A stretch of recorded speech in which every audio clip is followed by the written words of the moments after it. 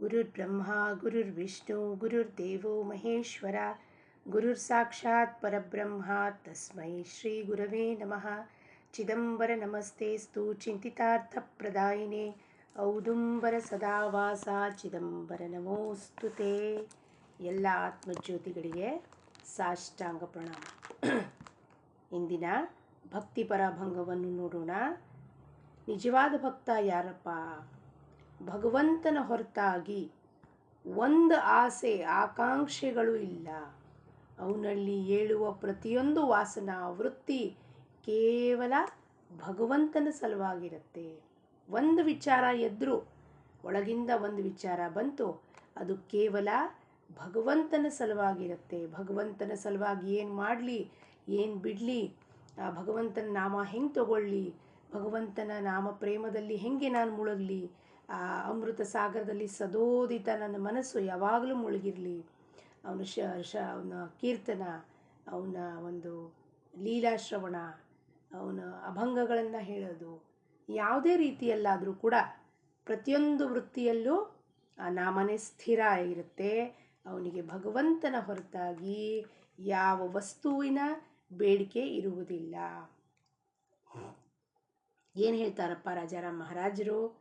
भक्ती करोनी देवाची, आशा धरावी जनाची, मज देईल कुणीतरी, चित्त ठेवी त्याचे पायी, जळो ऐसे भक्तपण, भक्त नव्हे तो दुर्जन, चिदंबर म्हणे दास, माझी सोडवी ही आस.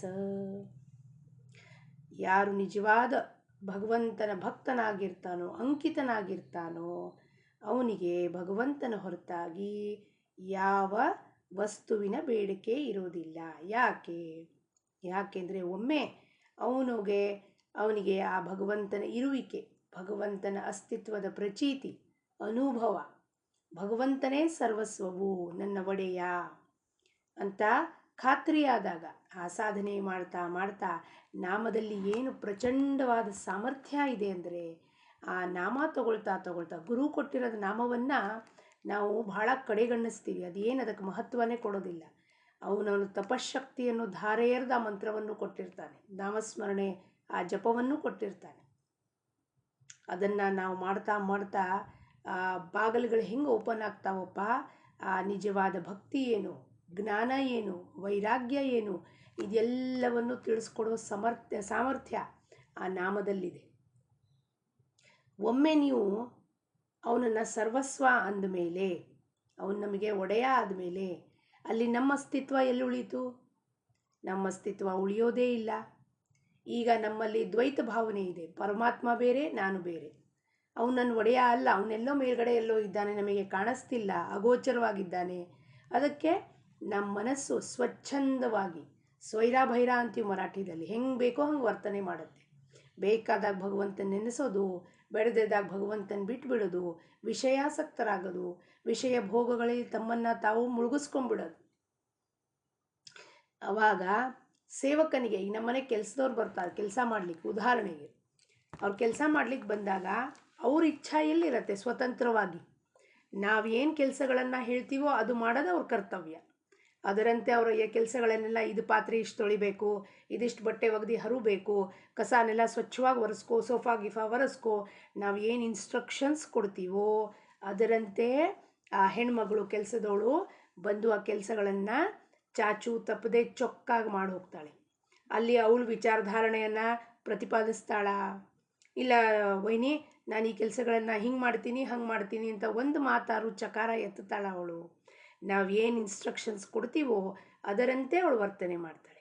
ಅದರಂತೆ ಭಕ್ತನಾಗಿ ಯಾರಿರ್ತಾನೋ, ಒಮ್ಮೆ ಅವನಿಗೆ ಇವನೇ ನನ್ನ ಒಡೆಯ, ಪರಮಾತ್ಮನೇ ನನ್ನ ಒಡೆಯ ಅಂತ ಖಾತ್ರಿ ಆದಾಗ ಅವನೇನು ಮಾಡ್ತಾನೆ? ಅವನ ಇಚ್ಛಾ ಆಕಾಂಕ್ಷೆ ಏನೂ ಉಳಿಯೋದಿಲ್ಲಲ್ಲಿ. ಸರ್ವಸ್ವತು ಮಾಝಾ ಮಾತಾ ಪಿತಾ ಬಂಧು, ಎಲ್ಲವೂ ನೀನೇ ತಂದೆ, ಎಲ್ಲ ಕರ್ತಂ ಅಕರ್ತುಂ ಎಲ್ಲವೂ ನೀನೇ, ಕರ್ತ ಕರ್ವಿತಾ ನೀನೇ. ಹಂಗಂದ್ಮೇಲೆ ನನ್ನ ಅಸ್ತಿತ್ವ ಎಲ್ಲಿದೆ? ಎಲ್ಲೂ ಇಲ್ಲ. ಅಣು ಅಂತ ಹೇಳ್ತೀವಿ ನಾವು ಒಂದು ಅಣು ರೀ, ಅವನ ಪಾದದ ಧೂಳಿ ರೀ. ಹಂಗಾರೆ ಪಾದದ ಧೂಳಿದ ಅಸ್ತಿತ್ವವೇ ಇಲ್ಲ. ಪಾದದ ಧೂಳಿದ ಅಸ್ತಿತ್ವವೇ ಇಲ್ಲ ಅಂದಮೇಲೆ ಅದಕ್ಕೆ ಎಷ್ಟು ಅಭಿಮಾನ, ಎಷ್ಟು ಅಹಂಕಾರ. ದೇವಾच्या ಇಚ್ಛೇನೆ ವರ್ತಾವೆ ದೇವ ठेवील तैसे रहावे ಅಂತ ಸಮರ್ಥರು ಹೇಳ್ತಾರೆ. ಸಮರ್ಥ ರಾಮದಾಸ್ ಹೇಳ್ತಾರೆ, ದೇವಾच्या ಇಚ್ಛೇನೆ ವರ್ತಾವೆ, ದೇವರಿಟ್ಟಂಗೆ ಅವನ ಇಚ್ಛೆಯಂತೆ ವರ್ತಿಸ್ಬೇಕು. ದೇವ ठेवील तैसे रहावे, ಅವನು ಹೆಂಗಿಟ್ಟಿದ್ದಾನೋ ನಮ್ಮನ್ನು ಇವತ್ತು ಯಾವ ಪರಿಸ್ಥಿತಿದಲ್ಲಿ ಇಟ್ಟಿದ್ದಾನೋ ಆ ಪರಿಸ್ಥಿತಿಯಲ್ಲಿ ಚಕಾರ ಎತ್ತದಲೇನೆ, ಒಂದು ಪ್ರಶ್ನೆ ಮಾಡದಲೇನೆ ಅವನ ನಾಮದಲ್ಲಿ ಇರುವುದೇ ಅವನ ಇಚ್ಛೆಯಲ್ಲಿ ಇರುವುದು. ಅದಕ್ಕೇನಂತಾರೆ, ಇನ್ನೊಂದು ಹೇಳ್ತಾರೆ, ಜೋ ತುಮ್ಹಾರಿ ಮರ್ಜಿ ಓ ಮೇರಿ ಮರ್ಜಿ, ಜೋ ಥಾರಿ ರಾಯ್ ಓ ಮಾರಿ ರಾಯ್. ನಿನ್ನ ಇಚ್ಛೆ ಏನಿದೆಯೋ ಅದೇ ನನ್ನ ಇಚ್ಛೆನಪ್ಪ. ಇದು ಭಕ್ತನ ಬ್ರೀದಾವಲಿ. ಹೆಂಗೆ ಭಗವಂತನಿಗೆ ಭಕ್ತವತ್ಸಲ, ಕರುಣಾಸಾಗರ ಅಂತ ಬ್ರೀದಾವಲಿ ಕೊಡ್ತೀವಿ, ಹಾಗೆ ಭಕ್ತನ ಬ್ರೀದಾವಲಿ ಏನು, ಜೋ ತುಮ್ಹಾರಿ ರಾಯ್ ವಹಿ ಮೇರಿ ರಾಯ್.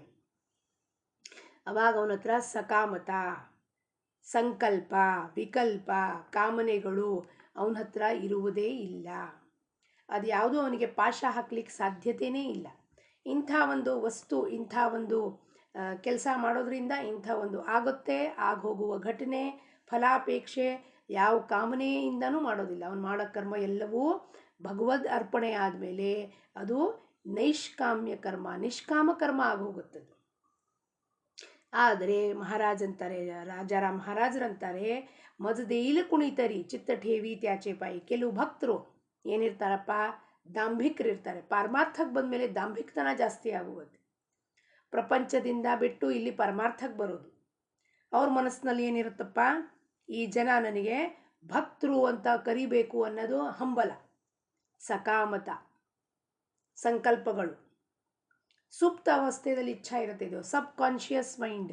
ಸುಪ್ತ ಇಚ್ಛಾ ಅಂದರೆ ಸಬ್ ಕಾನ್ಷಿಯಸ್ ಮೈಂಡಲ್ಲಿ ಆ ಇಚ್ಛಾ ಇರುತ್ತೆ, ವಾಸನ ಇರುತ್ತೆ. ನಾನೀಗಿಷ್ಟು ಭಕ್ತಿ ಮಾಡ್ಲಿಕ್ಕತ್ತಿದ್ದೀನಿ, ನಾನಿಷ್ಟು ಸತ್ಸಂಗ ಅಟೆಂಡ್ ಮಾಡ್ಲಿಕ್ಕತ್ತಿದ್ದೀನಿ, ನಾನಿಷ್ಟು ಸತ್ಸಂಗ ಕಂಡಕ್ಟ್ ಮಾಡ್ತೀನಿ, ನಾನು ಇಷ್ಟೊಂದೆಲ್ಲ ಮಾಡ್ತೀನಿ, ನನಗೆ ಜನ ಬಂದು ಏನು ಮಾಡಬೇಕು, ಭಕ್ತರನ್ಬೇಕು. ವಾ ವಾ ಎಂಥ ಭಕ್ತರಿದ್ದಾರ್ರಿ, ಎಂಥ ಸಾತ್ವಿಕಿದ್ದಾರ್ರಿ ಅಂತ ನಾನು ಭಕ್ತಿ ಮಾಡಿದ್ರೆ ನನಗೆ ಏನಾರು ಅವ್ರು ಕೊಡಬೇಕು. ಮಜ ದೇಯಿಲ ಕುಣಿತರಿ, ನನಗೇನಾರು ಅವ್ರು ಕೊಡಬೇಕು. ಏನು ಕೊಡಬೇಕಪ್ಪ, ವಸ್ತು ಕೊಡಬೇಕು, ವಿಷಯ ಕೊಡಬೇಕು. ಜನರು ಬಂದು ನನ್ನನ್ನು ಹೊಗಳಿಕೆ ಮಾಡಬೇಕು, ಹೊಗಳ್ಬಟ್ರು ಬೇಕು. ನಮ್ಮ ಸುತ್ತಮುತ್ತಲು ದಾಂಭಿಕ ಭಕ್ತರಿಗೆ, ಏನ್ರಿ ನಿಮ್ಮ ಮನೆಗೆ ಬಂದಿದ್ವಿ, ಎಷ್ಟು ಎಲ್ಲ ಮಂದಿಗೆ ನೀವು ಊಟ ಹಾಕಿದ್ರಿ, ಅದು ಕೊಟ್ರಿ, ಇದು ಕೊಟ್ರಿ, ಖಣ ಕೊಟ್ರಿ, ಎಲ್ಲರಿಗೂ ಸೀರೆ ಕೊಟ್ರಿ, ವಾ ವಾ ನಿಮ್ಮಂಥ ಭಕ್ತರಿಲ್ರಿ, ನಿಮ್ಮಂಥ ಸೇವಾ ಮಾಡೋರಿಲ್ರಿ ಅನ್ನೋದು ಸುಪ್ತ ಮನಸ್ಸಿನಲ್ಲಿ ಇಚ್ಛಾ ಇರುತ್ತದೆ. ಆವಾಗ ನನ್ನ ಸ್ತುತಿ ಮಾಡಬೇಕು. ನಾನು ಬಂದು ಒಂದು 10 ಜನಕ್ಕೆ ಏನು ಜ್ಯೂಸ್ ಮಾಡಿಕೊಟ್ನೋ, ಇದು ಮಾಡಿಕೊಟ್ನೋ, ಬಿಸಿನೀರು ಮಾಡಿಕೊಟ್ನೋ, ಎಲ್ಲರಿಗೂ ಇದು ಕೊಟ್ನೋ, ಅದ್ರ ಬಗ್ಗೆ ಎಲ್ಲರೂ ಚರ್ಚೆ ಮಾಡಬೇಕು. ನನ್ನ ಇನ್ನೂ ಒಂದು ಮೇಲಸ್ಥರಕ್ಕೆ ಹೋದಾಗ ನನ್ನ ಕಾಲಿಗೆ ಬಂದು ಅವ್ರು ನಮಸ್ಕಾರ ಮಾಡಬೇಕು. ಓ ತಾಯಿ, ನೀವೆಷ್ಟು ಒಳ್ಳೆಯರಿದ್ದೀರಪ್ಪ, ಎಂಥದ್ದು ಹೇಳ್ತೀರಪ್ಪ, ಹೆಂಗೆ ಸೇವಾ ಮಾಡ್ತೀರಪ್ಪ, ಹೀಗೆಲ್ಲ ಹೆಂಗೆ ಮಾಡ್ತೀರಪ್ಪ ಅಂತ ನಮ್ಮ ಕಾಲ ಮೇಲೆ ಅವರು ಏನಂತಾರೆ, ನಮ್ಮ ಕಾಲಿಗೆ ಬಂದು ಬೀಳಬೇಕು. ಅವರು ಹಾರ ಹಾಕಬೇಕು, ದುಡ್ಡು ಕೊಡಬೇಕು, ರೊಕ್ಕ ಕೊಡಬೇಕು. ಅಂಥ ದಾಂಭಿಕ ಭಕ್ತರು ಭಾಳ ಪರಮಾರ್ಥಕ್ಕೆ ಬಂದ ಮೇಲೆ ಕಾಣಲಿಕ್ಕೆ ಬರುತ್ತೆ. ಅದಕ್ಕೆ ನಿಜವಾಗಿಯೂ ಯಾರು ಭಕ್ತಿ ಮಾಡ್ತಿದ್ದಾರೆ, ದಾಂಭಿಕ ಯಾಕೆ ಮಾಡ್ತಾರೆ ಅಂತ ನಮಗೆ ಗೊತ್ತಾಗೋದೇ ಇಲ್ಲ. ನಿಜವಾದ ಭಕ್ತನ ಯಾರಿರ್ತಾನೋ ಅವನು ವಿಠಾಬಾಯಿ ಹೇಳ್ದಂಗೆ ಏಕಾಂತದಲ್ಲಿರ್ತಾನೆ ಸದಾ. ತನ್ನ ನಾಮಸ್ಮರಣೆಯಲ್ಲಿ, ತನ್ನ ಸಾಧನೆಯಲ್ಲಿ ತೊಡಗಿರ್ತಾನೋ. ಇನ್ನು ದಾಂಭಿಕರು ಏನಿರ್ತಾರೋ ಅವ್ರು ಬಾಹ್ಯ ಪ್ರದರ್ಶನ ಮಾಡ್ತಿರ್ತಾರೆ. ಇದು ಮಹಾರಾಜರು ಹೇಳ್ತಾರೆ, ಇದು ಒಂದು ಪ್ರಕಾರದ ಹುಚ್ಚತನ ಅಂತ ಹೇಳ್ತಾರೆ. ಜಗತ್ತೇ ಅಶಾಶ್ವತ ಅಂದಮೇಲೆ ಈ ದಾಂಭಿಕ ಭಕ್ತಿ ಶಾಶ್ವತನ? ಒಂದಲ್ಲ ಒಂದು ದಿವಸ ಅದು ಉಘಡ್ಕೀಸ್ ಬರುತ್ತೆ, ಅದು ಬಯಲಾಗತ್ತೆ. ನಾವು ಮಾಡ್ತಿರೋ ದಾಂಭಿಕತನ ಏನಿರುತ್ತೋ ಭಾಳ ದಿವಸ ಅದನ್ನು ಟಿಕಾಯಿಸ್ಕೊಳ್ಳಿಕ್ಕೆ ಆಗೋದಿಲ್ಲ. ಭಾಳ ಅಚ್ಚ ಮಾಡಿ ಕೆಲಸದವಳು ಭಾಳ ಅಷ್ಟು ದಿವಸ ಇಂಪ್ರೆಸ್ ಮಾಡ್ಬೋದು. ಒಮ್ಮೆ ಅವಳಿಗೆ ಸಿಟ್ಟು ಬಂದು ಅವಳು ಹೇಳಿದ್ರೆ ಅವಾಗ ನಮಗೆ ಗೊತ್ತಾಗತ್ತೆ ಈಕಿ ಮನಸ್ಸು ಒಳಗೆ ಏನಿದೆಪ್ಪ. ಹಾಗೆಯೇ ದಾಂಭಿಕ ಭಕ್ತರು ಯಾರಿರ್ತಾರೋ ಅವ್ರು ಎಷ್ಟೇ ಬಣ್ಣ ಹಚ್ಚಿ ಏನೇ ಮಾತಾಡಿದ್ರು ಕೂಡ ಒಂದಲ್ಲ ಒಂದು ದಿವಸ ಅದೆಲ್ಲವೂ ಬಯಲಾಗತ್ತೆ. ಅದಕ್ಕೆ ಅವ್ರು ಏನು ಹೇಳ್ತಾರೆ, ಇದು ಒಂದು ಪ್ರಕಾರದ ಹುಚ್ಚುತನ. ಯಾವುದು ಜಗತ್ತೇ ಅಶಾಶ್ವತವಾಗಿದೆಯೋ ಆ ಜಗತ್ತಲ್ಲಿ ಪರಮಾರ್ಥ ಮಾಡುವುದು ಇದು ಅಶಾಶ್ವತನ ಆಗೋಗತ್ತಲ್ಲಿ. ಯಾಕೆಂದರೆ ಇದು ಸತ್ಯ ಅಲ್ಲ, ಇದು ಸುಳ್ಳು. ಮಾನ ಸಮ್ಮಾನ ಬೇಕು, ಡಯಸ್ ಮೇಲೆ ಹೋಗಿ ನನ್ನ ಕೊರಳಲ್ಲಿ ಹಾರ ಹಾಕಬೇಕು, ನನ್ನ ಬಗ್ಗೆ ಚರ್ಚೆ ಮಾಡಿ ಹೇಳಬೇಕು ಜನಕ್ಕೆ, ನೋಡ್ರಿ ಇವ್ರು ಎಷ್ಟು ಒಳ್ಳೆ ಭಕ್ತರಿದ್ದಾರೆ. ಸಾತ್ವಿಕ ಅಹಂಕಾರ ಜಾಗೃತ ಆಗತ್ತಲ್ಲಿ. ಇದು ಜನ ನಂದು ಕೇಳಬೇಕು, ನಾನು ಮೈಕ್ ಹಿಡ್ಕೊಂಡು ಹೇಳಬೇಕು, ಜನ ನನ್ನ ಮಾತು ಕೇಳಬೇಕು, ನಾನು ಹೇಳಬೇಕು. ಇದು ಒಂದು ಪ್ರಕಾರದ ಸುಪ್ತ ಇಚ್ಛಾ. ಸುಪ್ತ ಇಚ್ಛಾ ಇರುತ್ತೆ, ಅದು ನಮಗೆ ಕಣ್ಣಿಗೆ ಕಾಣಿಸೋದಿಲ್ಲ. ಅಗೋಚರವಾದ ಇಚ್ಛಾ ವಾಸನ ಹೆಂಗಿರ್ತಾವಪ್ಪ? ವಾಸನ ಸಟಲ್ ಅಂತೀವಿ ನಾವು. ಸಟಲ್ ವಾಸನಾಸ್ ಟೆಂಡೆನ್ಸೀಸ್ ಅಂತೀವಿ ನಾವು ಇಂಗ್ಲೀಷ್ನಲ್ಲಿ ಅದಕ್ಕೆ. These vasanas are very very subtle. they cannot be seen with the naked eyes. They are all impressions in the subconscious mind. They will pop up as and when there is a reaction from outside. The outside people will praise you. Immediately that subtle tendency will pop up. Oh, I am the greatest person on this earth. When this body is temporary, how come these impressions will be permanent? You have to think about it. ಇದು ಮಾಯಾನೇ. ಮಾಯಾ ಭಾಸ ಆಗತ್ತಿದು ನಮಗೆ. ಮಾಯಾ ಅಂದರೆ ಅದು ಮೂಲತಃ ಇಲ್ಲ, ಆದರೆ ನನಗೆ ಭಾಸ ಆಗತ್ತೆ ಇದು ಸತ್ಯ. ಓ, ಇವತ್ತು ನನ್ನನ್ನು ಜನನ ಕೊಂಡಾಡ್ತಿದ್ದಾರೆ, ಸ್ನೇಕ್ಸ್ ಆ್ಯಂಡ್ ಲ್ಯಾಡರ್ಸ್ ಥರ ಕೊಂಡಾಡ್ಬಿಟ್ಟು ಅವ್ರು ನನ್ನನ್ನು 90 ಮನೆಯಲ್ಲಿ ನಿಂತು ಮುಟ್ಟಿಸ್ಬಿಡ್ತಾರೆ ಅಲ್ಲಿ. ಓ, ನಿಮ್ಮ ಬಿಟ್ಟರೆ ಯಾರೂ ಇಲ್ಲರಿ, ಏನು ನಿರೂಪಣೆ ಮಾಡ್ತೀರಿ, ವಾ ವಾ ವಾ ವಾ ಅಂತ. 4 ದಿವಸ ಹೋದ ಕೂಡಲೇ ಅವ್ರು ಕಿತ್ತು ಒಗ್ದು ಸ್ನೇಕ್ಸ್ ಆ್ಯಂಡ್ ಲ್ಯಾಡರ್ಸ್ ಗತೆಗೆ 4ನೇ ಮನೆಗೆ ತಂದು ಒಗೆದಿರ್ತಾರೆ ನಮ್ಮನ್ನು. ಇದೆಲ್ಲ ಅಸತ್ಯ, ಅನಿತ್ಯ, ಅಶಾಶ್ವತ. ಇದರ ಹಿಂದೆ ಯಾರು ಹೋಗ್ತಾರೋ ಅವರೆಲ್ಲರೂ ದಾಂಭಿಕ ಭಕ್ತಿಗಿಳಿದು ಬಿಡ್ತಾರೆ. ಚಿದಂಬರ ಸೈಡಿಗೆ ಹೋಗ್ಬಿಡ್ತಾನಲ್ಲಿ. ಒಂದು ಇಚ್ಛಾ ಜಾಗೃತ ಆಯಿತು ನನ್ನ ಮನಸ್ಸಿನಲ್ಲಿ. ಇವತ್ತು ನನ್ನನ್ನು ಕೊಂಡಾಡಿದ್ರು, ಹೊಗಳಿದ್ರು, ನನಗೆ ಶಾಲ್ ಹಾಕಿದ್ರು, ಬಂದು ಕರೆದು ನನ್ನ ಕಾಲಿಗೆ ಬೀಳ್ತಿದ್ದಾರೆ. ಒಂದು ಇಚ್ಛಾ ಜಾಗೃತ ಆಯಿತು. ನಾನು ಚಿದಂಬರನಿಂದ ದೂರ ಆಗೋದೆ. ನನ್ನ ಮೂಲ ಉದ್ದೇಶ ಚಿದಂಬರ ಪ್ರಾಪ್ತಿನೇ ಸೈಡಿಗೆ ಹೋಗ್ಬಿಡ್ತು. ಜನದ ಹೊಗಳಕಟ್ಟೆದಲ್ಲಿ ನಾನು ಬಿದ್ದುಬಿಟ್ಟೆ. ನಾನು ಆ ಕೊಚ್ಚೆದಲ್ಲಿ ಬಿದ್ದೆ. ಯಾವಾಗ ಜನ ನಮ್ಮನ್ನು ಹೊಗಳಕ್ಕೆ ಶುರು ಮಾಡ್ತಾರೋ ನಮ್ಮ ಅಧೋಗತಿ ಶುರುವಾಯಿತು ಅಂತ ನಾವು ತಿಳ್ಕೋಬೇಕು. ಅಧೋಗತಿ ಶುರುವಾಗೋಗುತ್ತೆ ನಮ್ಮದು. ಅದಕ್ಕೆ ಯಾವಾಗಲೂ ನಿಂದಕ್ ನಿಯರೇ ರಾಖಿಯೇ ಆಂಗನ್ ಕುಟಿ ಛವಾಯ್ ಬಿನ್ ಸಾಬೂನ್ ಪಾನಿಕೆ ಮನ ನಿರ್ಮಲ್ ಹೋಯ್ ಜಾಯ್. ನಮ್ಮನ್ನು ಅವ್ರು ನಿಂದನೆ ಮಾಡ್ತಿದ್ರೆ ನಮ್ಮ ಸಾಧನಾ ಮಾರ್ಗದಲ್ಲಿ ನಮಗೆ ಎರಗಕ್ಕೆ ಸಾಧ್ಯತೆ ಇದೆ. ನಮ್ಮನ್ನು ಹೊಗಳ್ತಾ ಇದ್ದರೆ ನಾವು ಸ್ನೇಕ್ಸ್ ಆ್ಯಂಡ್ ಲ್ಯಾಡರ್ಸ್ ಗತೆ ಬಿದ್ದು ಹೋಗ್ತಿರ್ತೀವಿ. ಸ್ನೇಕ್ ಬಂದು ಕಚ್ಚತ್ತೆ, ಅಭಿಮಾನದ ಹಾವು ಬಂದು ಕಚ್ಚತ್ತೆ, ಬಿದ್ದು ಹೋಗ್ತೀವಿ ನಾವು. ಅದಕ್ಕೆ ಅವ್ರು ಏನು ಹೇಳ್ತಾರೆ, ಎಲ್ಲಿ ಪ್ರದರ್ಶನೀಯ ಭಕ್ತಿ ಇರುತ್ತೋ ಅಲ್ಲಿ ಅಹಂ ಸಹಿತ ಅಂತಃಕರಣದಲ್ಲಿ ಭಗವಂತ ಹೇಗಿರ್ಲಿಕ್ಕೆ ಸಾಧ್ಯನಪ್ಪ? ರಾಜಾರಾಮ್ ಮಹಾರಾಜರು ಕೇಳ್ತಾರೆ. ಅದಕ್ಕೆ ಜಳೋ ಐಸೆ ಭಕ್ತಪಣ ಭಕ್ತನವೇತೋ ದುರ್ಜನ. ಇಂಥ ಭಕ್ತಪಣ ಏನಿದೆ ಸುಟ್ಟು ಹೋಗಲಿ ಅಂತಾರೆ. ಅವನು ಭಕ್ತನೇ ಅಲ್ಲ, ಅವನು ದುರ್ಜನ. ಪ್ರಪಂಚದಲ್ಲಿ ದುರ್ಜನ ಅಂತ ಹೇಳ್ತೀವಿ ನಾವು, ಭಾಳ ಕೆಟ್ಟ ಜನ ಇದ್ದಾರೆ ಅಂತ. ಪರಮಾರ್ಥಕ್ಕೆ ಬಂದರೂ ಕೆಟ್ಟ ಜನ ಇದೆ. ಭಕ್ತಪಣ ಇಂಥ ಒಂದು ದಾಂಭಿಕತನ ಯಾರು ಮಾಡ್ತಾರೋ ಅವರು ದುರ್ಜನರು, ಭಕ್ತರಲ್ಲ ಅವರು ದುರ್ಜನರು ಅಂತ ರಾಜಾರಾಮ್ ಮಹಾರಾಜ್ ಹೇಳ್ತಾರೆ. ಅದಕ್ಕೆ ಅವ್ರೇನು ಹೇಳ್ತಾರೆ, ಮಾಜಿ ಸೋಡವಿ ಆಸ. ಇಂಥ ಒಂದು ದಾಂಭಿಕ ಭಕ್ತರಿಂದ ನನ್ನನ್ನು ದೂರ ಇಡು ತಂದೆ ಸ್ವಾಮಿ ಸದ್ಗುರುನಾಥ ಚಿದಂಬರ. ಇಂಥ ದುಸ್ಸಂಗತಿ ನನಗೆ ಮಜನ ಘಡೋ, ನನಗೆ ಆಗಬೇಡಪ್ಪ, ಇಂಥ ದುಸ್ಸಂಗತಿ ಬೇಕಾಗೇ ಇಲ್ಲ. ಇಂಥ ಇಚ್ಛೆಯನ್ನು ವ್ಯಕ್ತಪಡಿಸ್ತಾರೆ. ಏನು ದುಸ್ಸಂಗತಿ ಬೇಡ, ಇವ್ರ ಸಂಗತಿ ತೊಗೊಂಡು ನಾನೇನು ಮಾಡಲಿ? ಇವ್ರ ಸಂಗತಿಯಿಂದ ನನಗೆ ಪುನಃ ನೀನು ಆ ಪ್ರಪಂಚದ ಆಮಿಷವನ್ನು ತೋರಿಸ್ತಾ ಇದೆಯಾ? ಮಾನ ಸಮ್ಮಾನಗಳು ಬೇಕು, ಹಾರ ಹಾಕಬೇಕು, ಇವೆಲ್ಲವೂ ಸುಪ್ತ ಅಭಿಮಾನ, ಸಾತ್ವಿಕ ಅಭಿಮಾನ. ಅಂಥವ್ರು ಭಕ್ತರಲ್ಲ, ದುರ್ಜನರು. ಅಂಥವರಿಂದ ನನಗೆ ಬಿಡುಗಡೆ ಮಾಡು, ಅಂಥವರಿಂದ ನನ್ನ ಸದಾ ದೂರ ಇಡಪ್ಪ. ಯಾಕೆಂದರೆ ಅವ್ರ ಜೊತೆಗೆ ಸೇರಿಕೊಂಡ್ರೆ too many cooks spoil the broth ಅಂದಂಗೆ, ಒಂದು ಹಣ್ಣು ಕೆಟ್ಟು ಹೋಗಿದರೆ ಬಾಕಿ ಹಣ್ಣನ್ನು ಕೆಡಿಸ್ದಂತೆ ಅವ್ರ ಜೊತೆ ಸೇರಿಕೊಂಡ್ರೆ ನಮ್ಮ ಮತಿಯು ಅವ್ರದ್ದೇ ಮತಿಯಾಗಿ ಹೋಗುತ್ತೆ. ನಮಗೆ ಬೇಡ ಅಂದರೂ ಸಹ ನಮಗೂ ಸುಪ್ತಾಗಿ ವಿಚಾರ ಜಾಗೃತ ಆಗುತ್ತೆ, ನಮಗೂ ಬೇಕಪ್ಪ ಅಂತ.